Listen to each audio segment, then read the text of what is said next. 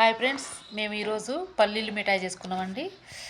పల్లీలు మిఠాయి పావు కేజీ పల్లీలు వేయించుకొని దోరగా వేయించుకొని పక్కన పెట్టుకొని పొట్టు ఒలిచి ఇంకా పాకం పట్టుకొని బెల్లం పావు కేజీ బెల్లం తీసుకొని పాకం పట్టుకొని మరీ ముదురు పాకం కాకుండా కొంచెం మామూలుగా పాకం పట్టుకొని ఆ పాకం కొంచెం తయారైనాక ఈ పల్లీలు ఈ పాకంలో పోసి బాగా తిప్పుతూ ఇంకా స్టవ్ బంద్ చేసినాకనే పాకంలో పల్లీలు పోయాలండి.